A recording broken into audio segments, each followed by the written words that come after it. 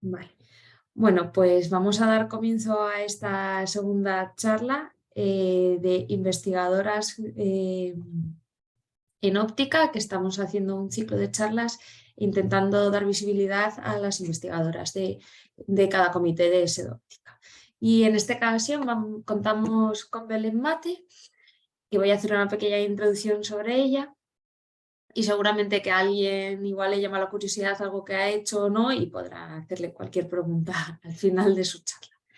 Los orígenes de Belén Mate comienzan en la Universidad de Zaragoza, donde se licencia en Ciencias Físicas y posteriormente desarrolla su tesis doctoral en el Instituto de Estructura de la Materia del CSIC, lo que le abre las puertas para realizar una estancia postdoctoral en la Optical Technology Division del NIST en Maryland, con un contrato de la NASA. Tras ello regresa de nuevo al CSIC en Madrid, donde ha podido disfrutar de varias becas, incluido un contrato Ramón y Cajal, hasta que finalmente y en la actualidad disfruta su plaza como científica titular en el Departamento de Física Nuclear del Instituto de Molecular. Estructuras. Ay, eso. De la materia. Y nos va a dar una charla que se titula Simulando hielos astrofísicos en el laboratorio. Así que, Belén, cuando quieras, yo también te he hecho coanfitriona por si quieres compartir algo en la pantalla o no. Vale, muy bien. Muchas gracias, Beatriz. Sí, voy a compartir la pantalla, a ver, para poner la presentación de PowerPoint que he preparado. Ya lo estamos viendo. Vale, a ver, que es que yo ahora lo veo. ¿Por qué no veo? Ahí. Sí. ¿Veis ahora ya la pantalla completa, no? Sí, Con sí, la charla. eso Vale. es. Bueno, pues voy a ponerme aquí en un rinconcito. Vale, pues empiezo. Espera que voy a cronometrar un poco para que no me pase de tiempo. Voy a poner 45 minutos. Había previsto unos 45 minutos, ¿vale? Bien. Bueno, pues nada, como ha dicho Beatriz, yo trabajo ahora en el Departamento de Física Molecular y me dedico al estudio de hielos de interés astrofísico. Soy experimental en el laboratorio. Vale, entonces, la charla la he dividido en tres partes. Primero os voy a hablar un poco brevemente del interés, de por qué es interesante estudiar estos hielos astrofísicos. Luego, describiré el esquema experimental, el equipo experimental que tenemos para la generación y el estudio de los hielos en el laboratorio y finalizaré con unos ejemplos de los trabajos que hemos realizado. Vale, cuando digo hielo me refiero no solo a hielo de agua, sino a la fase sólida de cualquier sustancia que en la superficie terrestre pues puede ser un líquido o un gas. Si, por ejemplo, podemos hablar de hielos de CO, de metano, de CO2 o hielos de líquidos como de metanol, ¿vale? Y estos hielos se encuentran en muchas regiones diversas del universo. Se encuentran, por ejemplo, en la superficie de planetas o satélites de nuestro sistema solar y también en el medio interestelar, en nubes densas o en los núcleos de cometas. ¿Vale? Entonces, aquí os pongo algunos ejemplos de nuestro sistema solar donde se han observado hielos. Esto es en Marte, en el polo norte de Marte. Esta zona blanquecina pues corresponde a, se sabe que es hielo de agua y CO2. Luego, por ejemplo, en Plutón, ya mucho más lejano, dentro de los objetos del cinturón de Kuiper, muy alejado del de la Tierra, se mandó una misión, la misión New Horizon de la NASA, que llegó a observar este cuerpo transneptuniano, este cuerpo del cinturón de Kuiper, y con mucha precisión obtuvo espectros, o sea, imágenes en el visible. Esta foto que presento aquí es la superficie de Pluto, donde se ve estas irregularidades que tiene la superficie en el visible. ¿De acuerdo? Y entonces esto se obtiene con lo que observamos en el sistema solar es la radiación del Sol que es reflejada por la superficie del objeto y que la detectamos. Claro, con el visible lo que vemos son colores y estos colores pues, nos informan de que vale, no es homogénea la composición, pero para saber de qué materiales se trata, de qué moléculas hay en esa superficie, tenemos que trabajar o buscar información en otra región del espectro electromagnético, que es la región de las vibraciones moleculares, que se conocen coloquialmente como las huellas dactilares de las moléculas y que aparecen en la región espectral del infrarrojo. ¿Vale? Entonces, toda la información que obtenemos de hielos presentes en el universo se obtiene a partir de espectros infrarrojos.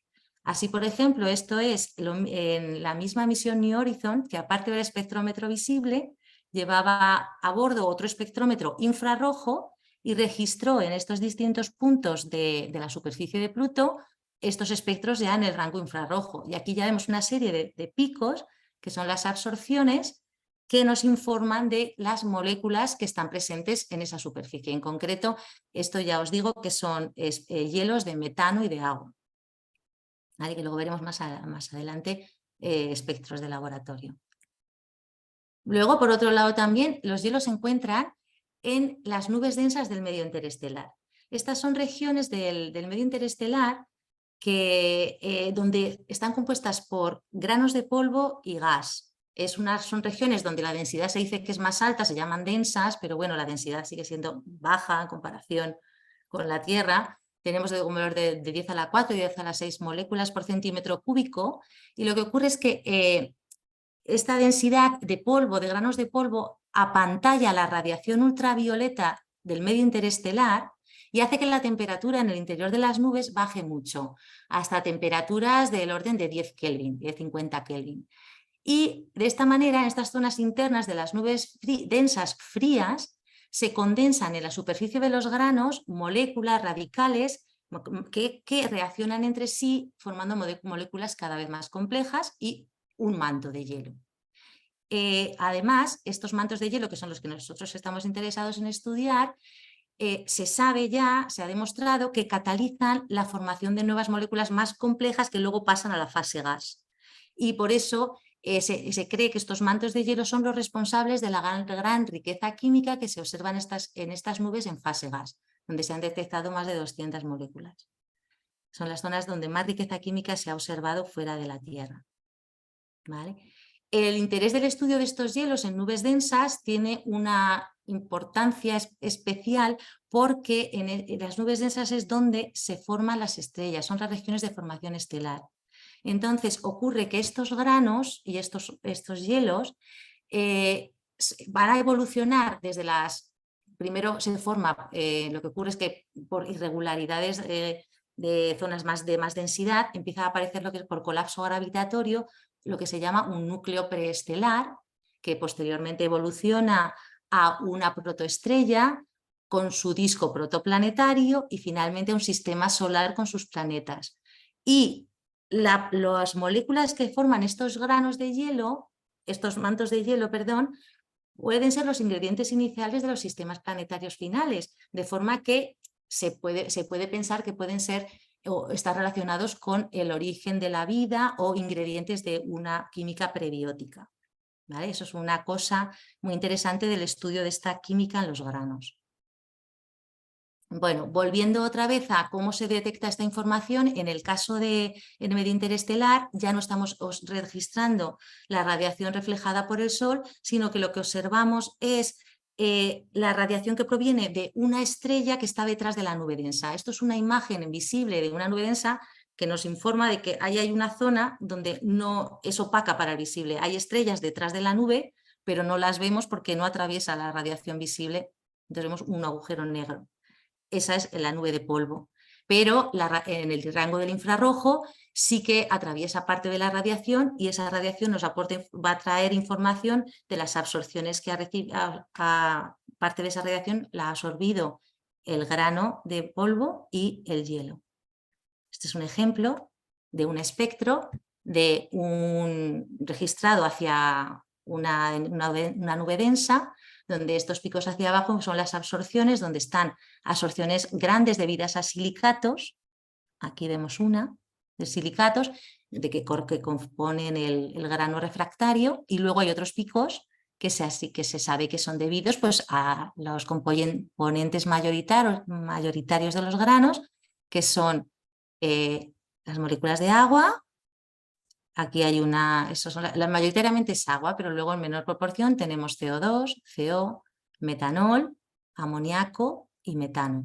Y luego hay otras especies también en abundancias menores todavía que estas.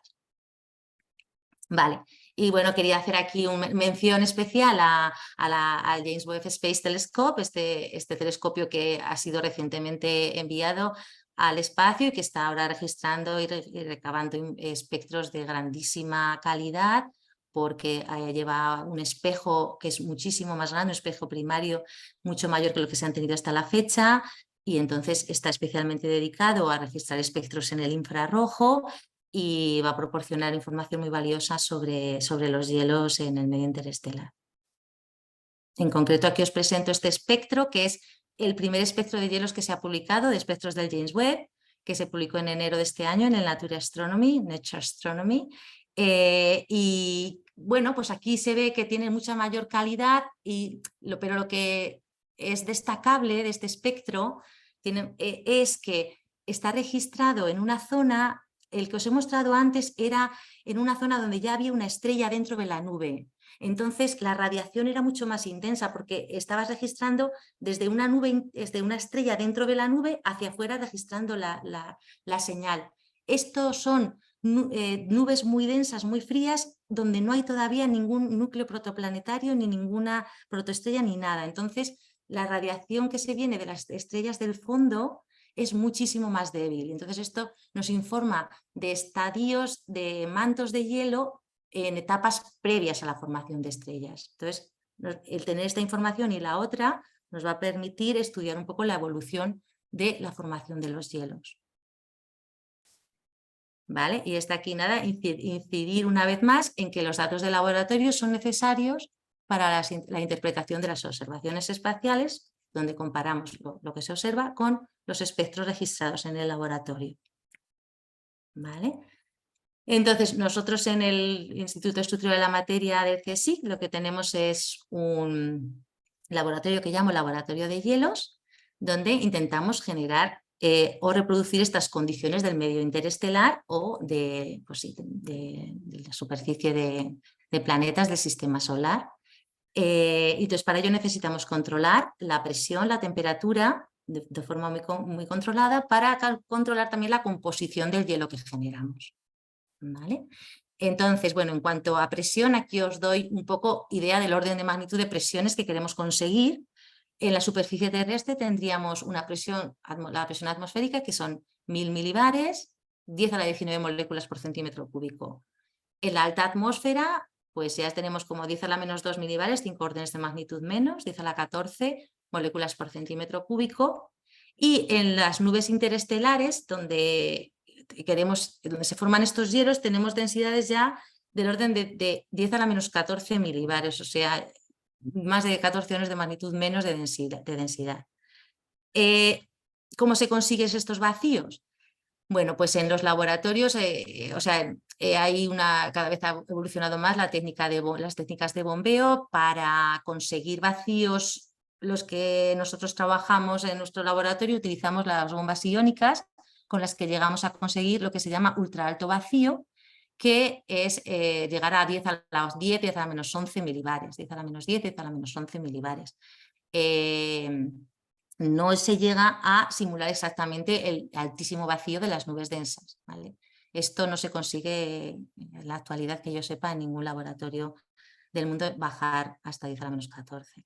Pero bueno, en cualquier caso es suficiente para nosotros, porque ¿por qué necesitamos conseguir estos altos vacíos? Si nos quedamos en la región de lo que se llama alto vacío, que es 10 a la menos 8 milibares, lo que tenemos en la cámara y que no hemos conseguido evacuar es básicamente vapor de agua.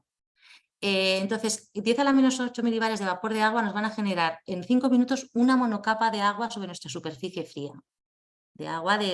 Entonces, esto lo que impide es hacer estudios de interacciones de nuestros hielos con la superficie, cómo afecta la superficie, suponiendo que estuvimos poniendo un material carbonáceo, cómo afecta esa superficie a las propiedades del hielo. No lo vamos a poder hacer. Para eso necesitaríamos ultra alto vacío. En este caso, si bajamos a presiones más bajas, ya ese gas residual que queda en presiones de 10 a la menos 10 milibares es fundamentalmente hidrógeno, que es más difícil de bombear porque es más ligero. Y en este caso, claro, el hidrógeno para pegarse necesita temperaturas mucho más bajas, o sea, no es tan problemático, solamente se va a pegar cuando bajas por debajo de 10 Kelvin. Pero en este caso podrías trabajar esas temperaturas, ya que el tiempo de formarse la monocapa serían 8 horas. ¿Vale?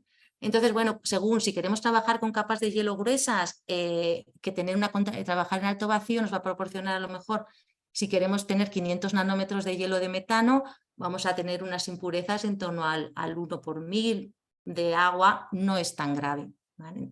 Dependiendo del trabajo que queramos hacer. Vale, esta es una foto del laboratorio de hielos, donde os muestro aquí las dos cámaras que tengo. Esta es la cámara de alto vacío, simplemente por la capacidad de bombeo, pues no llegamos más abajo de 10 a la menos 8, 10 a la menos 9 milibares. Y esta otra tenemos bombas más potentes y conseguimos bajar hasta 10 a la menos 10, 10 a la menos 11 no he llegado a ver en el tiempo que llevo usándola. Vale, ahora la otra cosa que queremos conseguir es bajar la temperatura. Para ello lo que hacemos usamos criostatos en ciclo cerrado de helio. También se puede usar nitrógeno líquido, lo hemos usado, pero con esto no consigues bajar tanto la temperatura. Con los criostatos, dependiendo de la potencia enfriadora que te la hayas comprado, puedes bajar hasta 4 Kelvin. Nuestro equipo nos permite bajar hasta 10 Kelvin. Estos sistemas funcionan con el ciclo cerrado de helio, lo que hace es que comprime el helio en unos compresores y luego un gas cuando se expande se enfría. Entonces, ese enfriamiento que sufre el gas al expandirse es el que hace que se enfríe esta zona del criostato que se define en dos etapas. Hay una primera etapa con una primera expansión con la que bajamos hasta 80 Kelvin y la segunda etapa del dedo frío, donde en el extremo llega hasta los 10 Kelvin en nuestro caso. En este dedo frío, en este extremo, es donde se coloca el soporte, donde vamos a colocar el sustrato, es sobre el que se va a pegar el hielo y vamos a hacer los espectros infrarrojos en ese sustrato. En este caso, este sustrato es una chapa de aluminio porque vamos a hacer espectros en reflexión. Cuando queremos trabajar en transmisión, ponemos un sustrato que sea transparente al infrarrojo, que puede ser el KBr, silicio. ¿Vale? Los criostatos están aquí, esta es una cabeza, está aquí dentro de la cámara de vacío, de forma que el sustrato donde se va a depositar el hielo queda a la altura del eje óptico del espectrómetro. Este es el espectrómetro infrarrojo. ¿Vale? ¿Dónde pasamos? Y ahora lo siguiente, una vez que tenemos nuestro sustrato a la temperatura fría que queremos, en la cámara a muy baja presión, pues introducimos de forma controlada los gases dentro de la cámara porque vamos a generar el hielo por depósito de los gases desde fase vapor, por condensación. ¿Vale? Y utilizamos, bueno, ya lo contaré más adelante, pero lo que sí que hacemos es, para realizar las mezclas, no preparamos una mezcla previamente, sino que introducimos los gases dentro de la cámara por diferentes líneas. Tenemos hasta 3 líneas de entrada de gases controlados por controladores de flujo o llaves de paso fino, y podemos regular la estequiometría de los gases que metemos en la cámara para controlar la composición del hielo.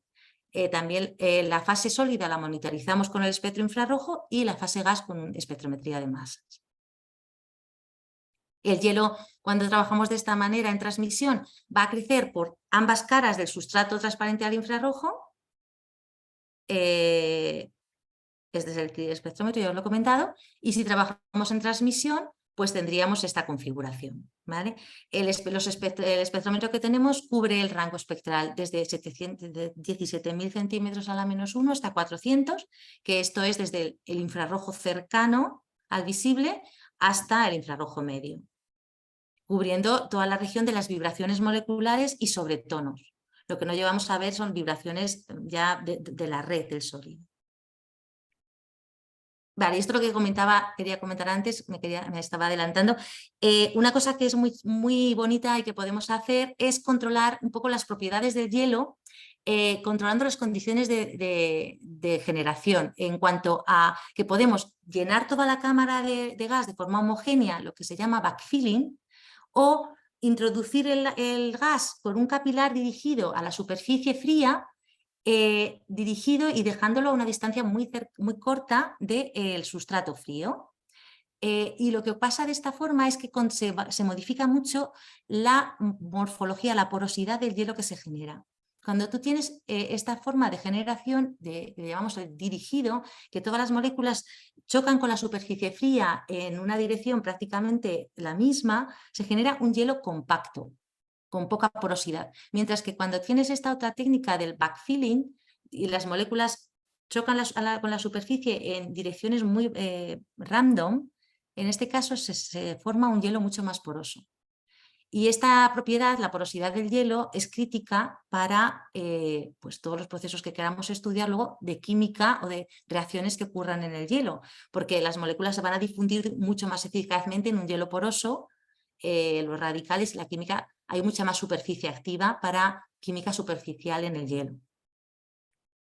Otra cosa que es interesante estudiar, porque modifica el espectro infrarrojo y a la hora de comparar con las observaciones es interesante extraer esta información, es la morfología del hielo en cuanto a si está formando capas, cuando tienes una mezcla, o está íntimamente mezclado.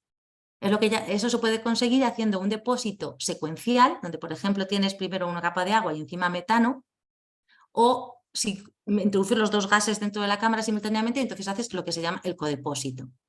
Estos dos hielos van a dar espectros diferentes, como os mostraré a continuación.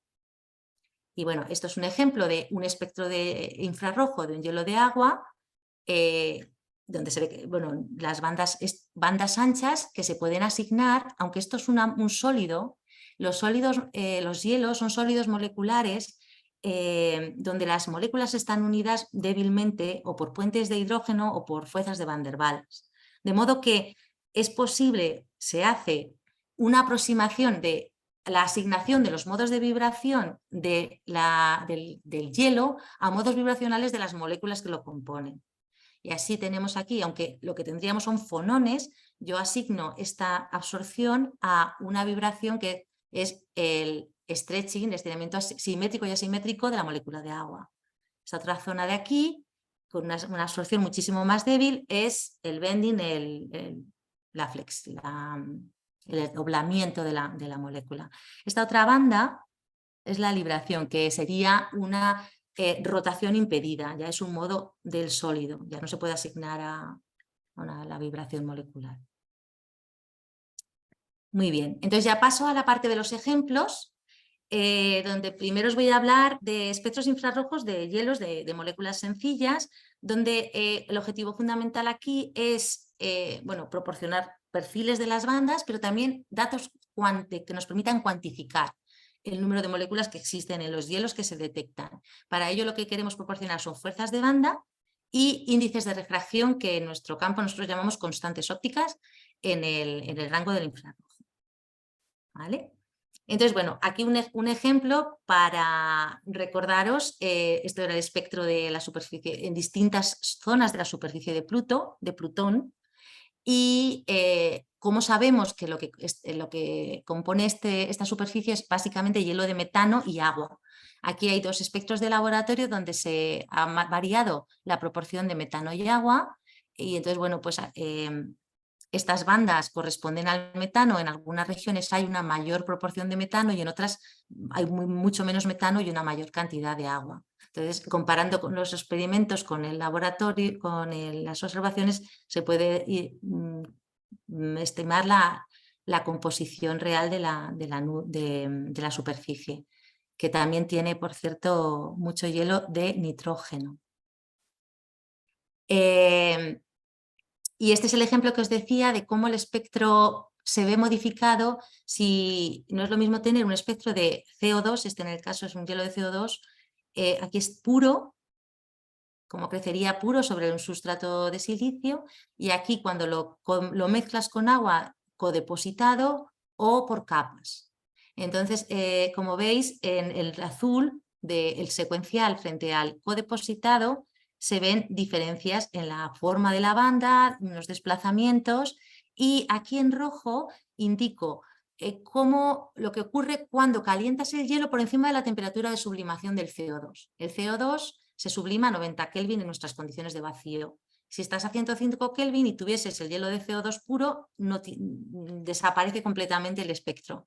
¿Qué pasa en las mezclas?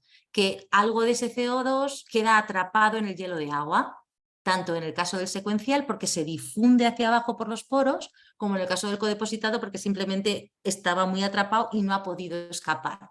Entonces, estos hielos, o sea, estas bandas del CO2 atrapado en el rojo, están desplazadas, están modificadas respecto a lo que sería el CO2 que hemos llamado normal, el que está consigo mismo, ¿vale? Entonces, estos cambios de perfiles nos sirven para entender cómo está luego el hielo en los mantos del medio interestelar.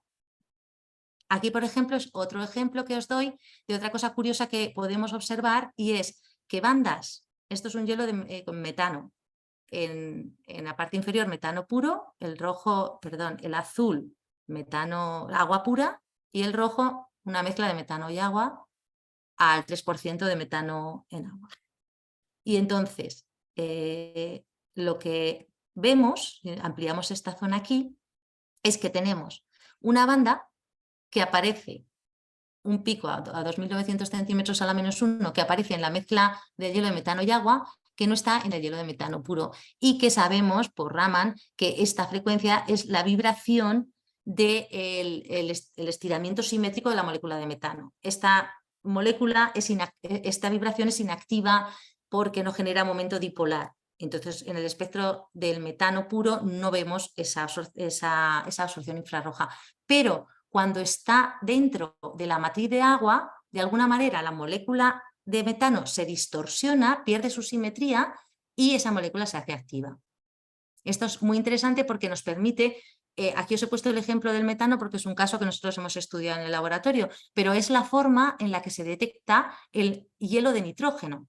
El nitrógeno que os he dicho que está presente en la superficie de Plutón no tiene espectro infrarrojo porque es totalmente inactiva la vibración, no genera momento dipolar, es igual que el oxígeno, pero al estar en una matriz de metano o en una matriz de agua se distorsiona y aparece una banda, y esa es la forma en la que se detecta el nitrógeno en Plutón.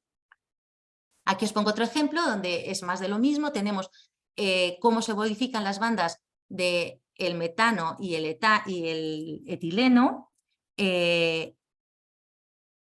Evolucionan las frecuencias y las posiciones de las bandas en función de la estequiometría de la mezcla. Tanto las del metano como las del etileno se modifican en función de la estequiometría de la mezcla. Esto simplemente es el tipo de información que necesitan los astrofísicos para saber cuál es la composición real de sus hielos.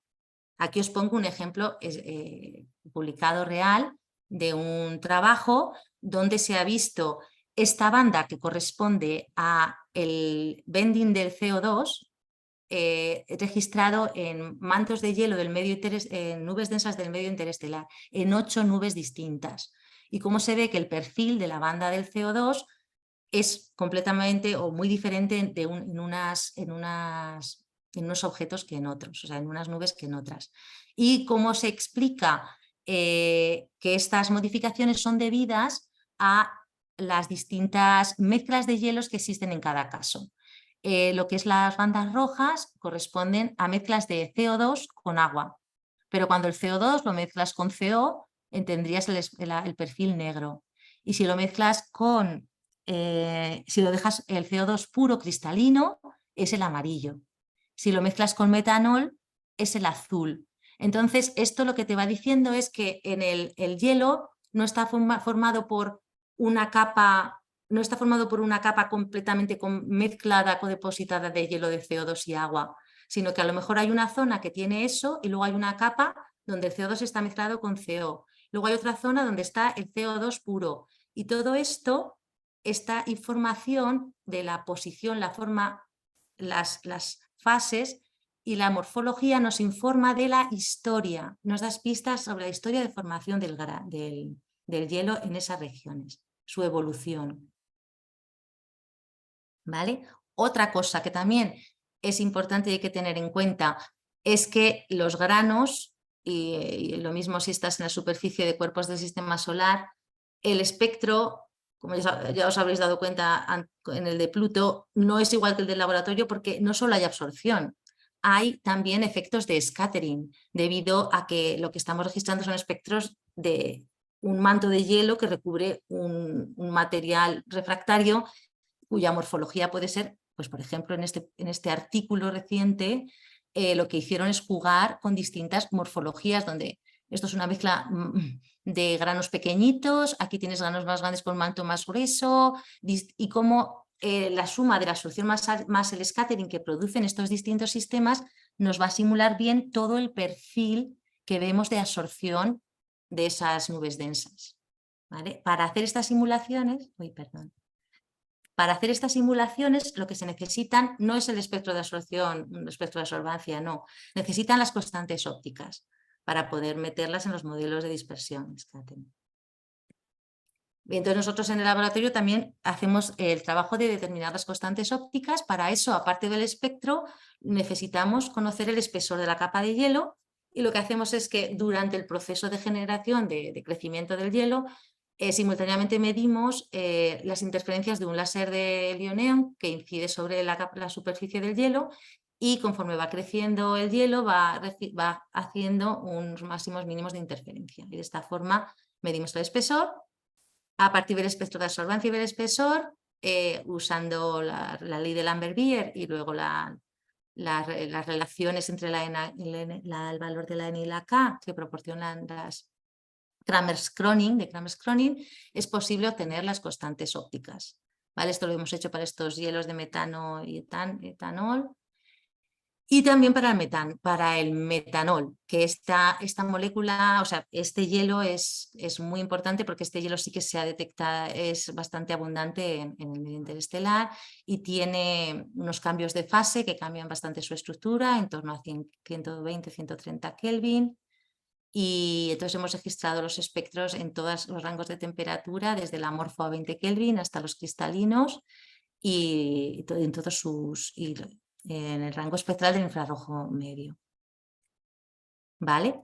Bueno, esto en cuanto a la parte de moléculas sencillas, y ahora quería pasar a otro campo que también trabajamos, que es el estudio de moléculas complejas en hielos. Cuando hablo de complejas, en astrofísica se llaman moléculas, ya se denominan complejas, a las moléculas que tienen más de 6 átomos o más y contienen carbono. De forma que ya desde el metanol para arriba ya son complejas, ¿vale?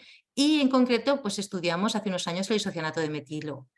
Esta molécula, ¿por qué nos decidimos a estudiarla? Pues es porque se había detectado en la misión Rosetta, que fue al cometa Churyumov-Gerasimenko, que llegó en agosto de 2014, no sé si os acordáis que impactó una sonda Philae sobre la superficie del cometa y detectó, llevaba a bordo un espectrómetro de masas que registró un espectro de masas de las moléculas de los componentes de la superficie del cometa. Y este es el espectro de masas y una de las especies que detectó es la masa 45, que corresponde al isocianato de metilo. Y además ya se había detectado esta molécula en fase gas en nubes densas, en concreto en la protoestrella Iras. Se había detectado ya posteriormente ese detector, lo estoy viendo en 2017. Entonces, la idea de nuestro trabajo era, si se ha detectado en nubes densas y también en el cometa, es posible que esta molécula se forme en los granos de hielo. ¿Cuál sería su espectro en un hielo? Para poder ayudar a su detección, ¿vale? Entonces, lo que hicimos es generar hielos de isocianato de metilo diluido en agua en una estequiometría del 1% aproximadamente, y este es el espectro que se obtiene, donde aquí reconocemos pues, las bandas típicas del agua, y en esta región es donde hay, digamos que es la huella dactilar más importante, más intensa de esta molécula, que además tiene 4 picos muy característicos, bastante intensos, y por tanto pues, parece que es un buen candidato para su búsqueda pues ahora, por ejemplo, con el James Webb, si estuviera presente sería una molécula relativamente fácil de detectar en el hielo. Bueno, y ahora para finalizar ya tendría la parte, el último campo de trabajo que os quería comentar, que es no solamente el proporcionar espectros, sino estudiar cómo estas moléculas, una vez que están en esos hielos, cuál es su supervivencia. Cuando hablo de supervivencia es que estos entornos astrofísicos, tanto en la superficie de planetas o de objetos del sistema solar, como en las nubes densas del medio interestelar, estos hielos están sometidos a gran cantidad de procesado energético, de radiación. Radiación ultravioleta del campo secundario en las nubes densas del medio interestelar, o rayos cósmicos, o radiación ultravioleta solar en el caso del sistema solar. Entonces, lo que nosotros en el laboratorio hacemos es simular estos campos ultravioletas o rayos cósmicos. El ultravioleta lo simulamos con una lámpara de deuterio y los rayos cósmicos con electrones de 5 kiloelectronvoltios. Los rayos cósmicos están formados por iones de alta energía, fundamentalmente átomos de hidrógeno molecular, hidrógeno atómico, pero se ha demostrado ya en diferentes publicaciones que el efecto que realizan esos iones de alta energía es comparable al efecto que realizan sobre los hielos los electrones de alta energía, de kiloelectronvoltios. ¿De acuerdo? Entonces nosotros irradiamos nuestros hielos con estas radiaciones y pues vemos cómo evolucionan con el tiempo y vemos los espectros al final del tiempo de procesado. Por ejemplo, aquí os pongo dos ejemplos de procesado de hielo de isocianato de metilo en la región, empleo solamente la zona esta de la huella bacterial con las 4 picos, que sería en negro el espectro al comienzo, antes de comenzar a irradiar, y después de 300 minutos de procesado ultravioleta, o en el panel de la derecha, lo que tenemos es el procesado durante 40 minutos de procesado con electrones. Entonces vemos que al final del procesado, en rojo, lo que se nos ha formado es básicamente hielo de CO2, la molécula, el iono CN- y hielo de CO. Y otras bandas aquí que aparecen de otros productos que no hemos sido capaces de identificar. O sea, por un lado vemos la química de destrucción y por otro lado, siguiendo la cinética de destrucción, la evolución de estas bandas, el decaimiento de intensidad de esta banda en función del tiempo de procesado, podemos deducir las secciones eficaces de destrucción y de esa manera determinar la vida media de estas moléculas en distintos entornos astrofísicos. Por ejemplo, para el isocianato de metilo hemos visto que, claro, para determinar la vida media en los entornos, lo que tenemos que hacer es conocer las dosis de radiación en esos entornos. Aquí os he puesto el ejemplo de una nube densa, donde, pues tomando de la literatura, la dosis de radiación ultravioleta que hay en el interior de las nubes densas a 15 Kelvin, que es este valor, pues obtenemos que la vida media del isocianato de metilo en nubes densas sería del orden de 10 a la 8 años. En cambio, si la destrucción es por rayos cósmicos, esta es la dosis de rayos cósmicos en el interior de nubes densas, tomada también de la literatura, obtenemos que de nuestras medidas la vida media por destrucción por rayos cósmicos sería del orden de 10 a la 7 años. O sea que es mucho más destructivo los rayos cósmicos que la radiación ultravioleta.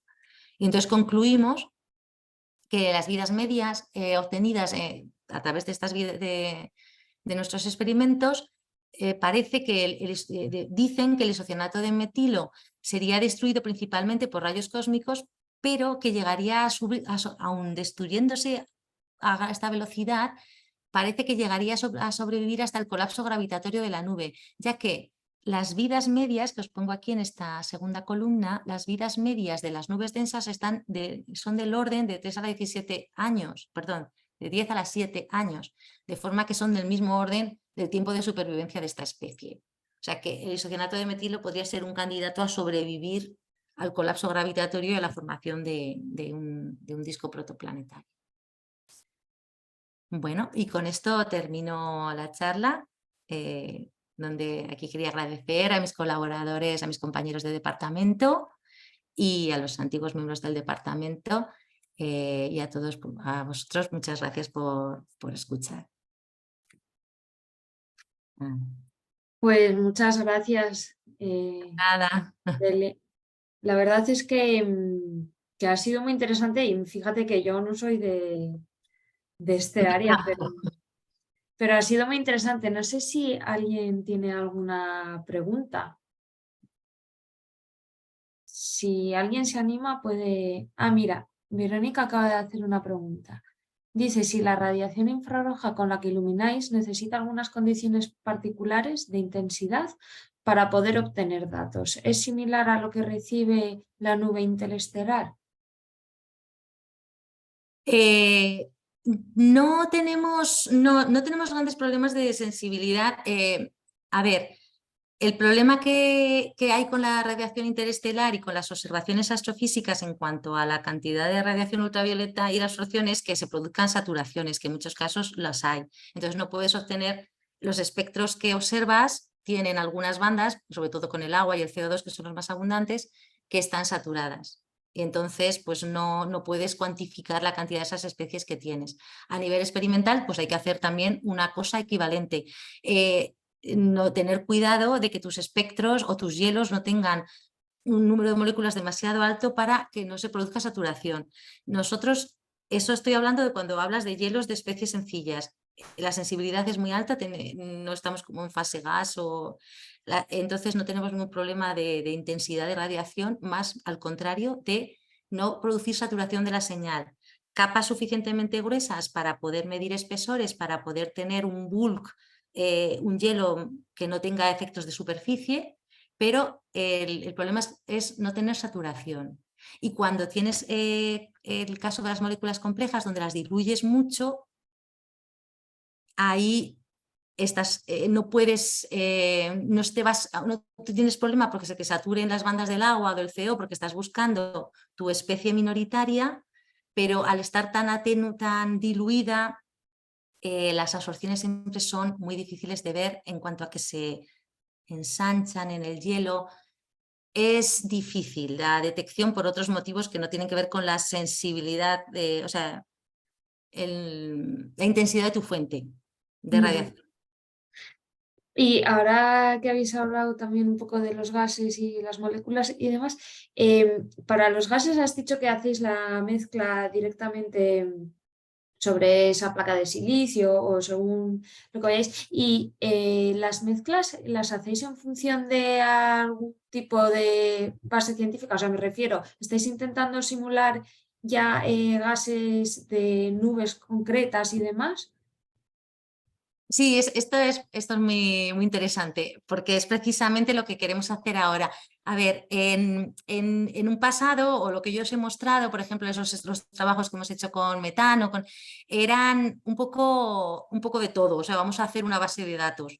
Vamos a coger todas las estequiometrías, desde el 1%, desde el 10, 20, 30, todo, y para generar una base de datos de hielos, que no os he comentado, pero eso son objetivos fundamentales ahora, es tener unas bases de datos lo más completas posible. Pero como eso es es imposible abarcar todo, ahora a través del James Webb, y como los grupos que nos hemos puesto a trabajar para interpretar los experimentos del James Webb o los hielos del James Webb, ya vamos a exactamente decir, esta es la estequiometría que queremos.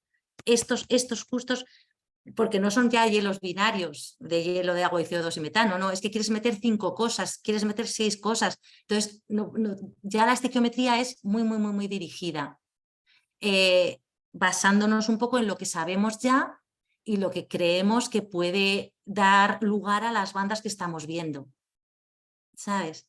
Ya. Porque si por ejemplo estamos viendo ahora que hay OCN- en el espectro del James Webb, pero el OCN- no lo puedes meter tampoco de una forma como un gas, sino que tienes que generarlo.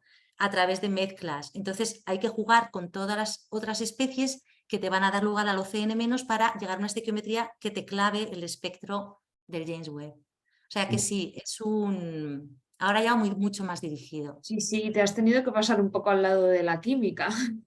Uf, eso sí.